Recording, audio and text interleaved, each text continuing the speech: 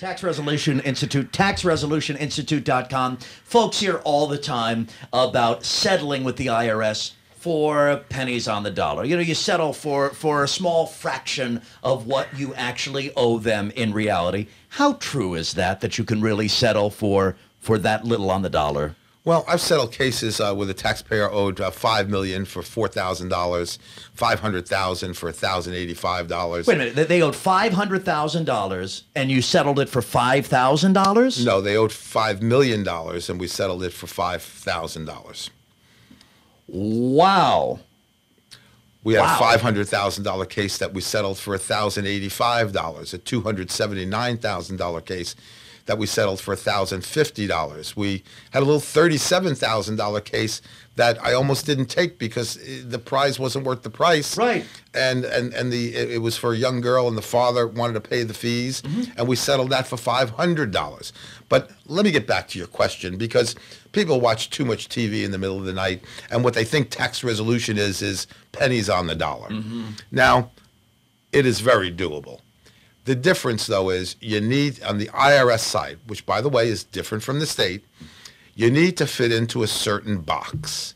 So you can't have hundreds and hundreds of thousands in equity in your home or business or a lot of money in your pension plan or your IRA or that sort of thing, because the IRS basically wants all your assets, the quick sale value of all your assets, and that's a whole conversation of how you calculate quick sale value, plus some of your future income, a multiple of your future income. Now, if you fit in that box, then the IRS will accept an offer.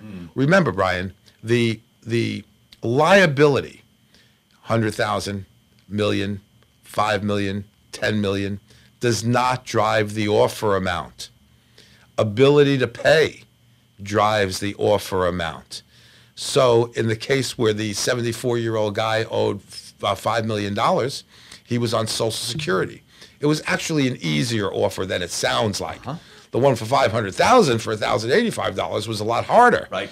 In fact, the $37,000 one for $500 was harder than those two. Right. The numbers, don't let the numbers fool you in some of these cases. That's correct. And what's important, to the extent that it's possible, legitimate, and so on, is that we plan. We do some planning for an offer in compromise. And by the way, Brian, there are reasons that you might not want to do an offer in compromise.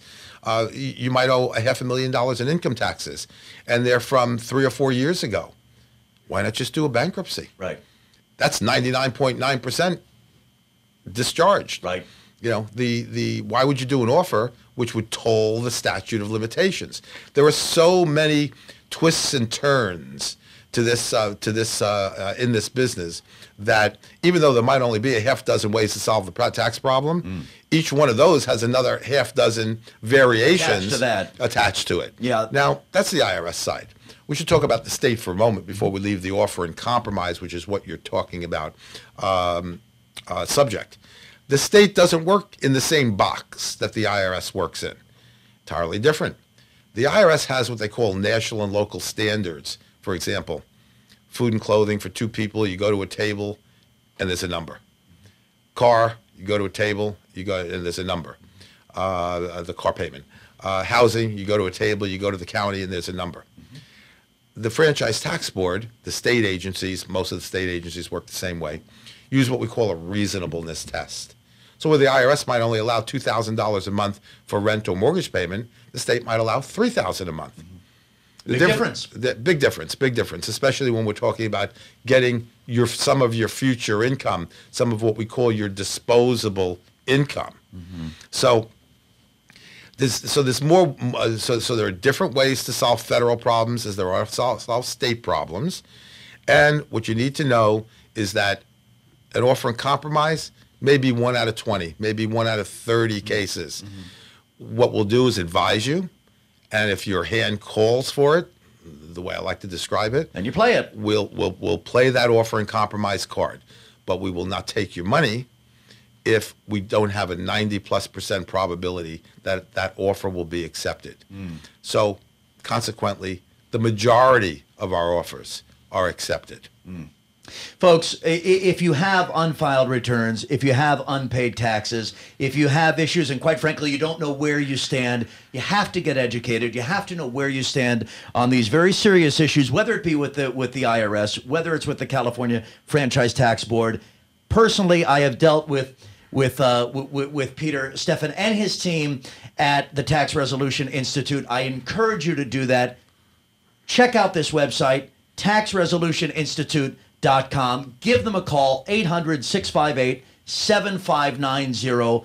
They will figure out exactly where you stand. They will deal with the IRS. They will deal with the California Franchise Tax Board. You don't have to do that on your own. They will do it on your behalf. And trust me, the first thing that happens is you sense that relief. It's the best way I can describe it. You sense the 1,000-pound weight come off your shoulders, and you say, wow, I've got somebody fighting for me. I've got somebody who knows what the other side is thinking. They know these issues. They've dealt with them before. Let them handle these issues for you. Peter Stephan has written the textbook. I'm not kidding. It's really a textbook right here on tax resolution. Peter, thank you for what you've done for me, and thanks to your team for what you folks have done for me. And I encourage people to check out the website and make contact and know where you stand and resolve these issues. It's no way to live. No way to in fear is no way to live. In fear of the IRS, in fear of California Franchise Tax Board. That's no way to live your life.